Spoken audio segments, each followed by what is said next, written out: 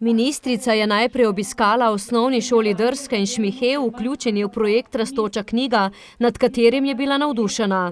Kar pa se mi zdi bistveno in česar pa mislim, da bodo tudi najbolj veseli v zamejstvu in enako širom sveta Slovenci, da poudarja to slovenstvo, to ljubezen do slovenskega jezika, slovenskega naroda, slovenske kulture.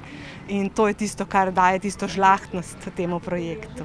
Ki je v dobrih 20 letih dosegel mednarodno razsežnost. V novomeški občini denimo ga podpira prek 30 ustanov.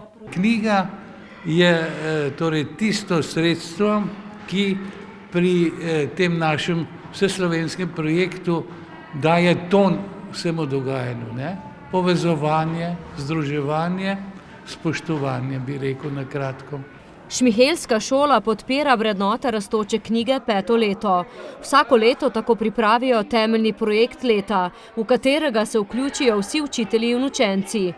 Letos je tudi projekt, ki je zaživel oziroma natečaj, in sicer družabna igra, ki jo izdela družina sama, ravno kar se je zaključil in odziv je zelo dober. Z županom Gregorjem Macedonijem se je ministrica dotaknila sodelovanja na različnih področjih, tudi pri projektu repatriacije potomcev Slovencev iz Venezuele. Kar se pa tiče zanimanja, seveda še nekaj, tudi v drugem valu je prišlo v Slovenijo, oziroma ko je bilo to potovanje možno, je prišlo še nekaj repatriirancev, v prvem valu je bilo 23, tako da skupno je sedaj v Sloveniji 55 Slovencev iz Venezuele. Med prvimi repatriiranimi je bila družina Hočevar, od 2019 živeča v Novem mestu. Imam rad Slovenija, imam rad ta mesto. Moja hčerka je zelo vesela v šoli, ima velik prijatelj. Sem zelo vesela, ker sem tukaj v Sloveniji. Seveda pogrešam Venezuelo, ampak zdaj